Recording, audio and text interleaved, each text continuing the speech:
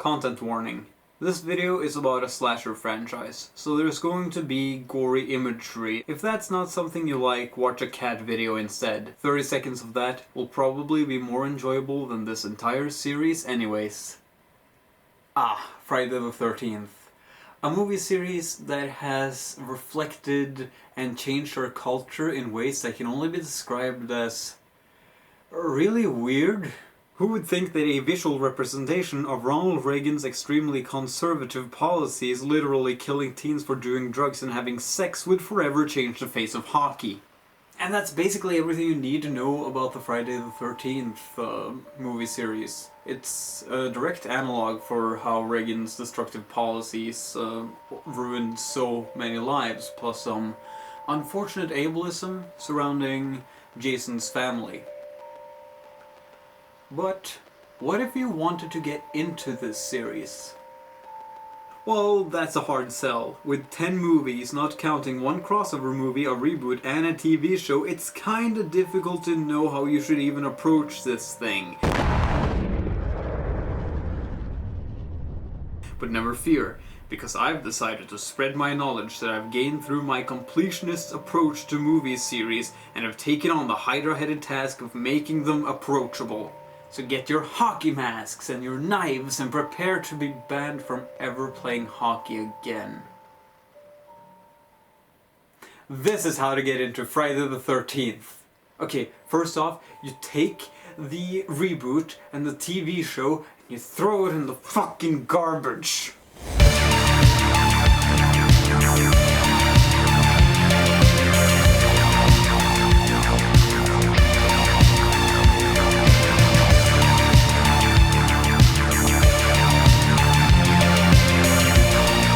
Friday the 13th. Friday the 13th is about a bunch of teens who are going to be camp counselor at Camp Crystal Lake, which is locally known as Camp Blood, because there were horrific killings there. The teens, who are attracted to anything that may kill them as soon as possible in these movies, go to the camp anyways. They prepare camp, have sex, and get killed one by one. Now when you first see the poster for Friday the 13th, you may get the wrong impression, because it promises tension and fear and a constant omnipresence of dread, and then you watch it and you realize the thing getting killed hardest is the pacing. Do something! 75 minutes of this movie is dedicated to scenes that move way too slowly, mind-numbingly bad dialogue. What about Ned? I don't love Ned. He keeps acting like such a jerk. Nettie! Don't call him. I thought you wanted to give him one of your motherly lectures. Look, Nettie's gonna do whatever Nettie wants to do, you know? The occasional murder and sometimes a combination of all those things at the same time. Before you click off, this isn't every Friday the 13th movie. It's just especially prevalent in this one. Also, this movie lasts for more than 75 minutes, but we'll get to that. For now, we're gonna do what every YouTube critic does. Complain! All the tricks to make the audience feel any sense of danger for these characters is sucked away, either because you're jaded to the tricks they use, which are used a lot in other horror films since then, or because the characters are just so flat that you don't care about them. The tension doesn't go up for me when I see a character dies. Instead I think, oh great, I don't have to listen to that character ever again, even if the kills are sometimes great. When I watched Friday the 13th for the first time, I was very disappointed. And I think a lot of it has to do with the expectation of the series. Like, you expect to be in fifth gear when you begin from its reputation, but you quickly find out that you're just in first. Then the last 20 minutes comes around and wait, things are happening, holy fuck! My brain is going, is this really all that good, or does the previous 75 minutes make this look like a masterpiece in comparison to the rest of the film? Meanwhile, my heart goes, haha. Pamela's head go fly. And honestly, could you want more? If the answer is yes, we'll get to that. Friday the 13th, Part 2. Friday the 13th Part 2 takes place 5 years after the death of Pamela Voorhees, where Camp Crystal Lake has been closed down. But how are you going to kill camp counselors if you can't get anyone to Camp Crystal Lake, you may ask? Well, you just open a camp right next door to the grisly murder scene, because we all know murderers can't walk next door. Oh wait.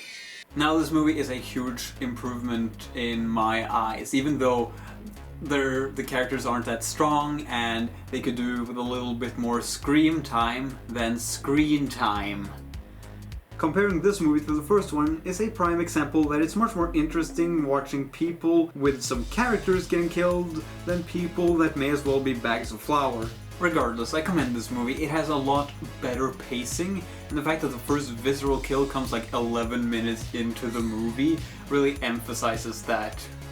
All that being said, it's time to put our critical thinking hats back on.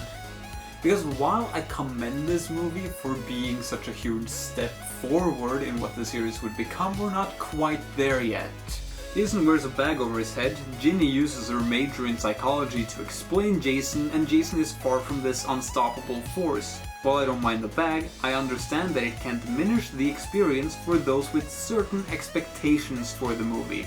The rest does have a detrimental effect for my enjoyment of this movie though. Jason is at his most effective when you cannot hurt him, and the only rationalization for why he's hunting you is because he heard someone have sex nearby. Having him cower in fear and tripping over himself while more humanized is not entertaining unless you call him a nerd every time he does. You end up feeling sorry for him. And that's maybe going too far for a movie about a killer that buries a machete in the face of a wheelchair user. Then again, I can't really hate this movie when it has a fake out only to be followed by the antagonist just bursting through the window and causing absolute havoc.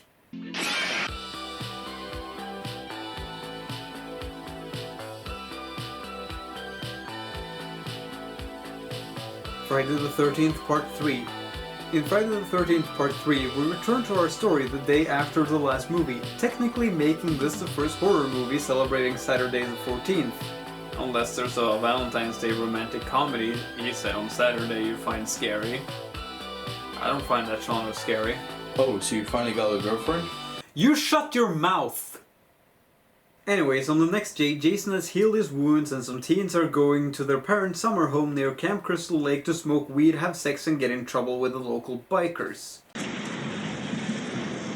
Now, before anything else, I have to ask, why would you get a summer home near Camp Crystal Lake? One of your closest neighbors is a camp that has experienced so many grisly murders that it's called Camp Blood. Were you so desperate to seem like you could afford a summer home that you just bought the cheapest property in America that wouldn't fall over in a stiff wind? Okay, that's out of my system. Anyways, when I have to think about this movie, emphasis on have to, I think of it as the Barnyard Jason movie, because Jason spends most of his time in a barnyard. One of the central things to Friday the 13th Part 3 is just sitting by and waiting for teens to enter the barn in the hopes that something will happen. Not that there's a lack of things going on, there's a plot about bikers wanting vengeance for tripping over their bikes to impress a girl, and nope. That's it. But screw it, this movie came out in 3D, which means that finally I can use these Norwegian Mad Magazine 3D goggles from 1989. These are 6 years older than me. This is all the exercise I need. They aren't working. Okay, so these glasses were a kind of bust, one of them being green, and this movie's somehow choosing to use blue instead. I'm sure I will get to use these later, but for now, they're just useless. Unless you want to look real cool. Despite not being able to see the 3D, there's obviously a lot of fun ideas implemented with 3D in mind, especially when it comes to the kills. Honestly, it's a really fun movie visually. A lot of critics thought the movie was bad, while others were generous enough to say that it was better than the other two, both of which are factual. However, I don't quite know how to address critics who seem to have expectations for this movie other than saying, of course it didn't break new ground. It's Friday the 13th. Well, okay, it did improve in one major way. Jason finally gets his mask by killing an asshole prop comedian, which really begs the question, why does Jason keeps being shown as so sympathetic in these movies? And finally, the movie would at last find most of its style, with the exception that Jason acts like a cat in how he hunts his victims. He literally gets knocked unconscious and hung, but he's too stubborn to die, and that's great. I will admit that it saddens me a little bit that they didn't choose to follow up on Jason's mother coming back and killing one of the characters. But finding the formula will do for now.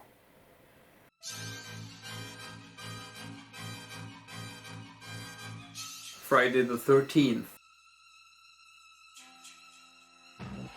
The last chapter. Friday the 13th, The Last Chapter, takes place a day after the events of Friday the 13th Part 3, making this the first Sunday the 15th movie, and it's about teenagers who are going to a house near Camp Crystal Lake for a weekend of sex, drugs, and rock and roll. Again, if something is going to kill you in these movies, teenagers will just automatically be attracted towards it. They quickly meet their neighbor, getting especially well on with Trish, and by extension her kid brother Tommy, who likes to make monster masks. We also get to meet Rob, who says he's there to hunt bears, but is in reality hunting Jason, who has been woken up from death by the sound of premarital sex. The Last Chapter is seriously one of the best Friday the 13th movies ever made. Not only are the characters tolerable, but it's also fucking ridiculous. My favorite example of this is strangely not the iconic dance, but the fact that one of the teenagers found 35mm porn and is just sitting in a chair, laughing at it while smoking weed. There is absolutely nothing funny about it, and yet he laughs. I laugh, for I do not understand. However, the weirdest thing about this movie is that while it's still basically the same as all the other movies in the franchise, this one manages to feel more real, especially with its characters who actually feel more like real people than the ones in the other movies thus far. Maybe the casting was just good, maybe there was just a lot of natural chemistry, maybe it was a script, maybe it was adding a family dynamic, or maybe it was a combination of all those things. Personally, my bet is that they gave them real weed. The Last Chapter also doesn't fuck around. It takes itself seriously enough to have some harrowing moments, but still is silly enough that it is entertaining. I absolutely love that this movie has a scene where Tommy has to kill Jason, and you can see that he has been viscerally affected by having to defend himself, even if he would have died otherwise. Will Jason live on through him, not as himself, but as a symbol of how an actual murder can break you down? The movie also contains this. Hey, Ted, where the hell's the corkscrew? The Last Chapter would have been the last Friday the 13th movie, leaving with an open-ended question of what would happen next. It's a great way to end a series that otherwise was pretty mediocre. But then it made a fuck ton of money.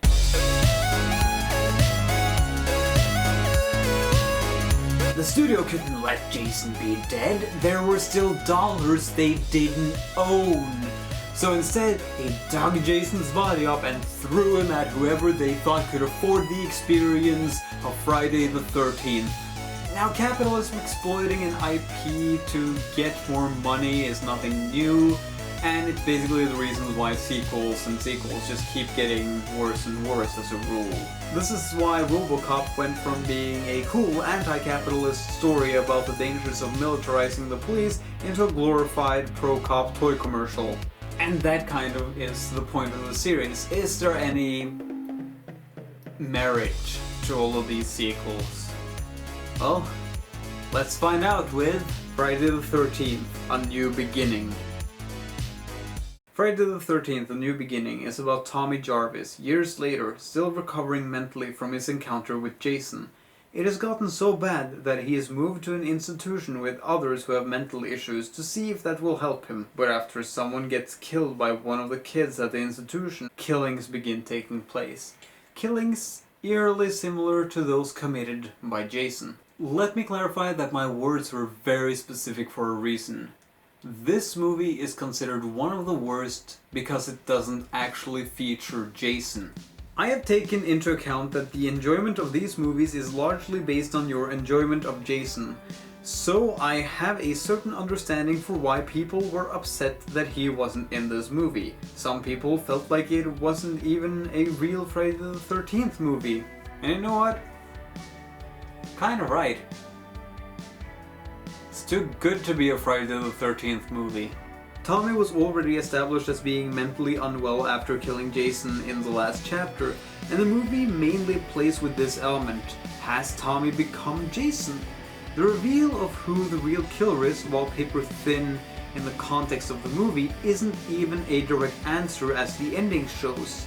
The movie forces you to ask, did Tommy kill some of those kids? This movie is, more than any other in the series, the most upsetting one. The actors portraying the mental institution patients do a good job in making them both believable and likable. It's incredibly easy to recognize that most of these characters will die, but still see a couple of them and hoping they make it. The theme of this movie is clearly how people generalize the mentally unwell and think less of them as people, which is the mindset that allows the killings to happen.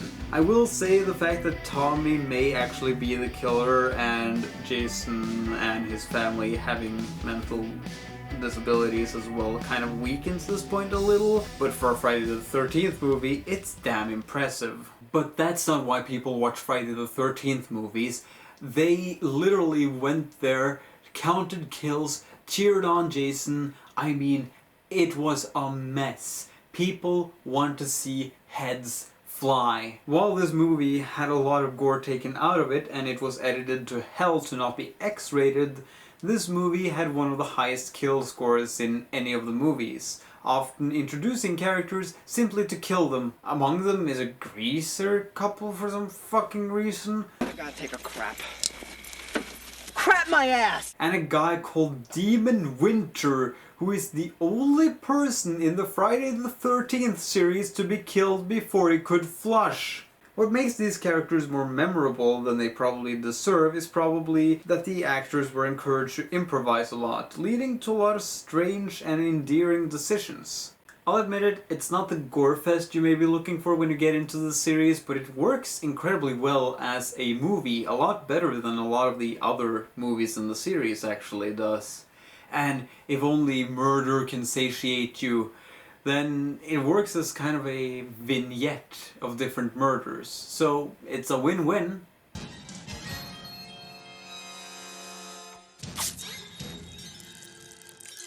Jason Lives. Friday the 13th, Part 6. Okay, this is gonna sound weird, but Jason Lives is where the series start getting weird.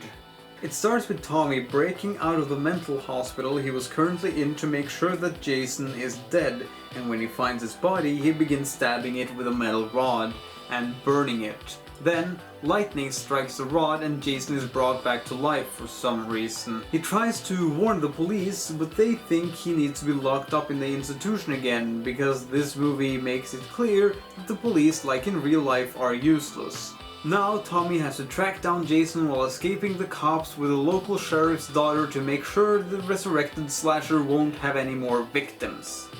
While this movie has been fairly grounded compared to a lot of other slashers, this is where logic just flies right out the fucking window, cause now Jason's indestructible.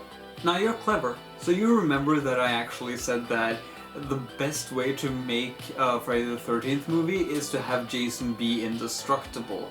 And this is kind of where that ultimately leads to. If you want a bit campy and silly Jason, this is the apex of Friday the 13th. If there's a part of this movie I absolutely love, it's that the people who own the land where Camp Crystal Lake is are trying to reopen the summer camp. Again. But how will they avoid the bad press, you may reasonably ask? If you weren't sitting down until now, which is frankly a little bit impressive, give yourself a little applause, you may want to sit down for this one. They changed the name of the camp. I love how absolutely careless the rich capitalists who own the land are to the life and well-being of campers and counselors. This place is famous for repeatedly having people murdered around the lake, and they go, We'll rebrand. If a counselor or two dies, we just don't have to pay them. What's special about this installment is that there aren't just counselors there though, there are also children.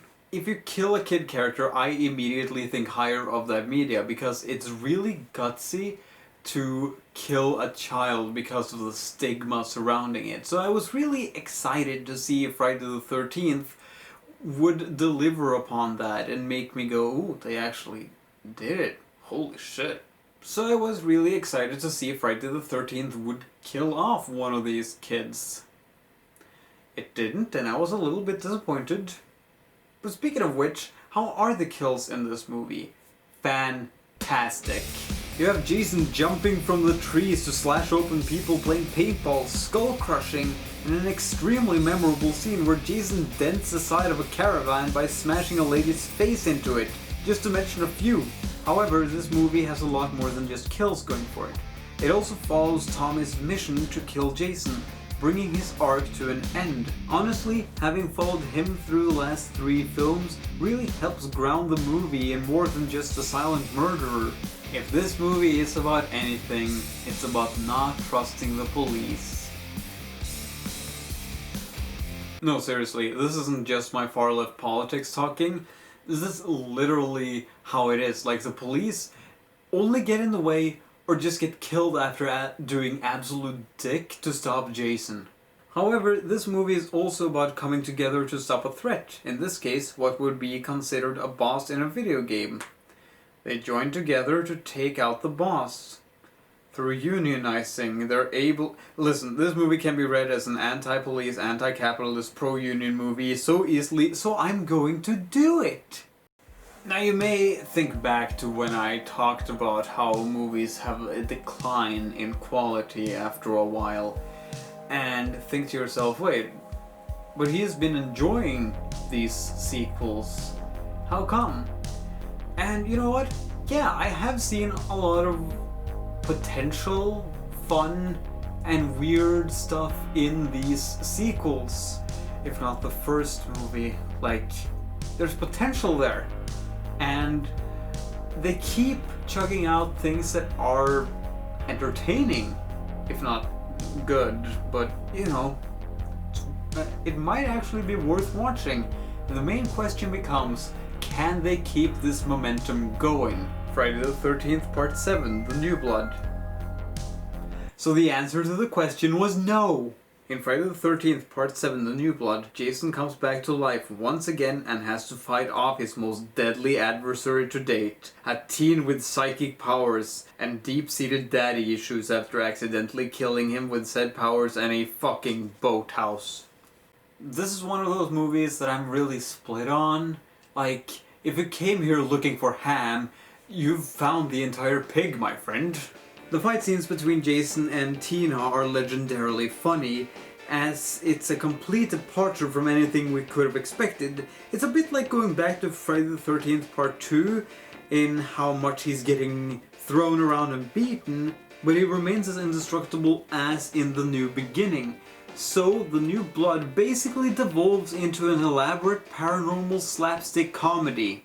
On the other hand, this movie acts a little bit, strange, because while the father is openly stated to be an abuser, he still saves the day at the end, pulling a fucking free willy. He never gets redeemed by the narrative, and that kind of makes me wonder, like, is this movie trying to say that everyone should be forgiven and given a second chance? All I can think of that is, fuck that. Friday the 13th, Part 8, Jason Takes Manhattan.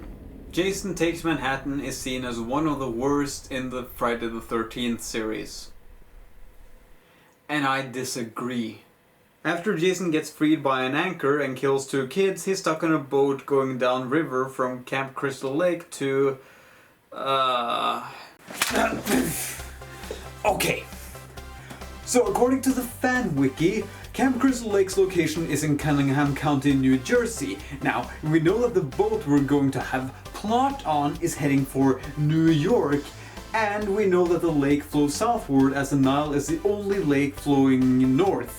I think I'm really bad at geography. Because Jason probably can't steer the boat, we know that the boat is floating down river without control. With a little bit of help from Google Maps, we can eliminate every major city not connected to 1. the lake, 2. New York, and 3. not close enough to New York that it takes more than 1 day to travel by boat.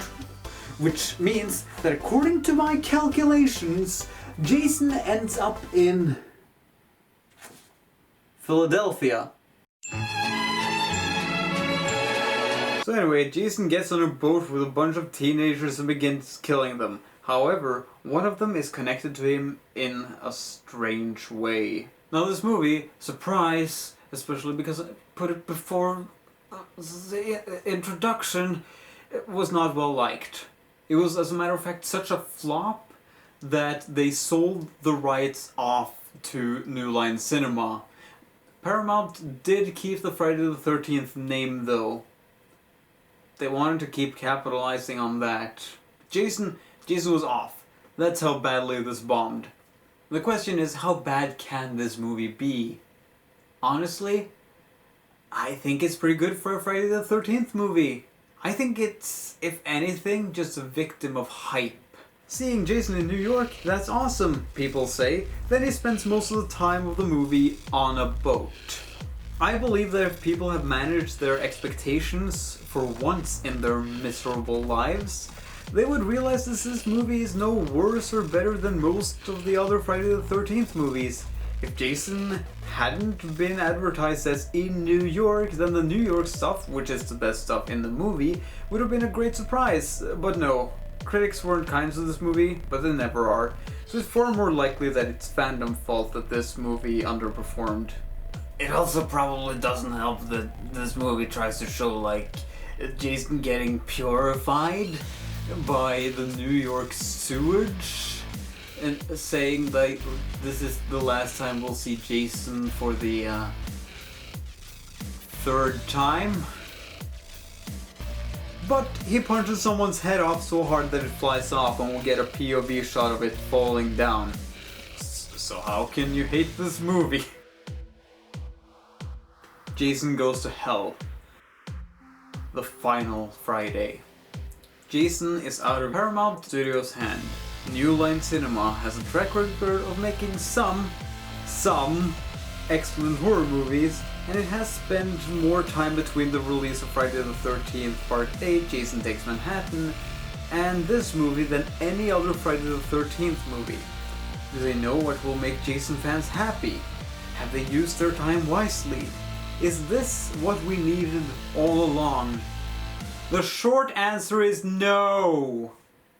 Jason Goes to Hell, the final Friday, surprisingly enough, starts with Jason being blown to fucking pieces by the FBI and presumably defeated. Except he can possess people and uses his new body hopping power in order to hunt down a blood relative in order to get his body back. This is being told to us by Crichton Duke, or however you pronounce his name, who claims to be an expert on Jason.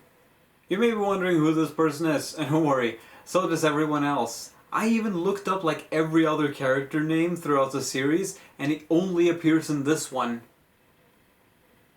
He also dies in this one, which is a real shame because actually having like an expert on Jason could have been like a unique thing that actually added something, like anything to the series, like, you know, an antagonist, like, oh, I don't know, Tommy. Anyways, this is one of those movies I really don't like talking about because it's the second worst one. Fandom usually disagrees with me personally, but I think they're right for hating this movie. The problems are deeper than no Jason though, at least no direct Jason. It changes the history of Jason in order to give him an extended family, it throws a character that acts like we should already know him into the mix, and none of the characters are fun to watch. Now I know, lots of these characters are boring as hell through most of the series, since Jason lives actually, but there's a level of spectacles in all the other movies. This? Some cool kills, I guess, but why even bother? Okay, so there's one reason to bother according to some people. The last scene.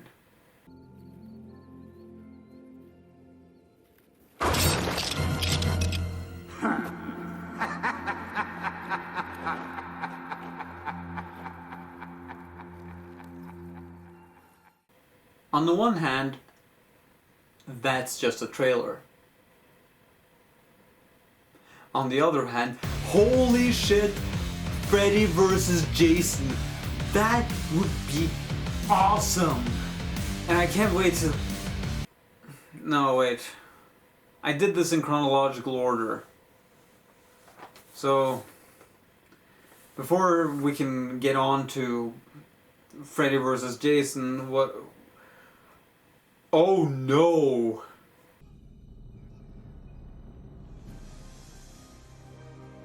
Jason X. Okay, so the story goes that New Line Cinema wanted to make Freddy vs. Jason vs. Evil Dead, which sounds like a lot of fun. But the scheduling didn't really work out or something, so it got reduced to Freddy vs. Jason, which, okay, I'm cool with that. However, it still took far too long until the scheduling actually fit together. Instead of sitting on the property until they could make Freddy vs. Jason, they decided to pump out a new movie after 8 years. It shows, because this movie should perhaps have been called Trash. Guys, gals, non-binary pals. I have seen some of the worst shit that you can imagine. Like, I have seen movies that are terrible. So when I say that this isn't the worst thing I've ever seen, that doesn't necessarily mean it's good. Like, for a movie to be considered for like the worst thing I've ever seen, it has to be actively offensive and completely uninspired. So, you know, imagine Ricky Gervais. So no. Jason X is not the worst movie I've ever seen. It's in the bottom 10 though. So, Trash, as I'm gonna call it, because that's what it is about Jason being frozen down and brought into space where he kills people and yada yada yada, he becomes a cyborg and the movie is eventually, mercifully enough, over. I've tried ironically enjoying this. Guys, it's okay. He just wanted his machete back. I've tried thinking about this as a meta-commentary on Hollywood's sequel practices. You want a beer? Or do you want to smoke some pot? Or we can have premarital sex. I've tried to see this as everything, but only one thing remains. A cynical Hollywood sequel that was made exclusively for money. If you've had an idea today, congratulations, you're more creative than this movie. Well, why should I bother to talk about this movie when they didn't try to make one? Next! Freddy vs. Jason. After scheduling hell ripped this movie from us, the planets finally aligned and we finally got what Jason Goes to Hell promised us. A real movie for one, but more importantly, a versus movie for the ages. The greatest slasher ever meets... Jason, I guess. Now, Freddy vs. Jason originally ends with the correct outcome, namely that Jason gets shredded to shit and Freddy wins. Everybody's happy. Except the people at the test screening who were a bunch of heathens who didn't like a good ending to the movie. Instead, they have Jason cut off Freddy's head, and then at the end, Freddy kind of winks at the audience, so you know, oh, it's a tie, heresy. I am not amused by the ending of this movie. But how is the rest of it? Well, it's a fun, if not great, Nightmare on Elm Street movie. Which naturally means it's one of the best Friday the 13th movies ever to be made. The story is that the government has created a huge conspiracy to keep everyone who remembers Freddy locked up and on pills to keep them from dreaming about him in order to rob him of his powers. So he convinces Jason to kill kids on Elm Street to make people believe he's back to give him powers. Naturally, Jason doesn't really take orders for long and Freddy fights Jason because he's pissed off. Just quick sidebar here. It's really weird that the governments in the New Line Cinema Jason movies are like really good at first taking down the monster but otherwise completely incompetent in keeping it down. Anyways, this is a great setup. You get teenage paranoia, some of the best kills by Friday the 13th standards, and a director from Hong Kong who brings the Hong Kong cinema fight style with him, which means that when someone gets hit, they're hit. If you got excited about the improvised golfing in Friday the 13th, wait till you see body baseball. Now this is not a perfect slasher movie because that one is called A Nightmare on Elm Street. I have more to say about this, but I feel like it's enough to mention that Freddy uses fears to fight people in their dreams. And the fear Jason has is water. On the one hand, they had to make something up for Jason to be scared of, and he did drown, so it makes sense. On the other hand, he fucking lives in the water. So if you want a good Friday the 13th movie, or, you know, a fun action movie, then this is for you. And finally, we get to the last part of this video. Recommendation. If I was talking to someone who wants to get into the series, I would recommend beginning at the last chapter, then A New Beginning, and then Jason Lives. That way, you get a consistent protagonist and a story that makes sense. Plus, you get to see every aspect of the series, from the bizarre to the more grounded. If you like the sillier stuff, you can go into the sequels, which get wackier and wackier, and if you want the more established, grounded stuff, you can go back and watch everything from Friday the 13th Part 2 and up to the last chapter. Some clear skips for me are Friday the 13th, Jason Goes to Hell, and Jason X. If you're doing a feminist reading on slasher villains in film, then I can totally see how Friday the 13th could add value. But I'd recommend just picking up the book Men, Women and Chainsaws instead. There is, on the other hand, no good reason for anyone to watch Jason Goes to Hell and Jason X, unless you hate yourself, or think the other movies are far too serious and you just want a goofy movie that sucks the actual life out of you. My recommendation for fans of the series is to give the quote-unquote bad movies, except Jason Goes to Hell and Jason X, another shot, as they are really interesting, surreal, or fun. It's worth a second look if you go in without expectations. And that's it! You're now equipped to finally see this series in a curated and fascinated way with some background information on why these movies are like they are, and hopefully that'll make you enjoy them even more. Now, are there any questions? Yeah, why is Jason's family name Voorhees if they don't eat anyone?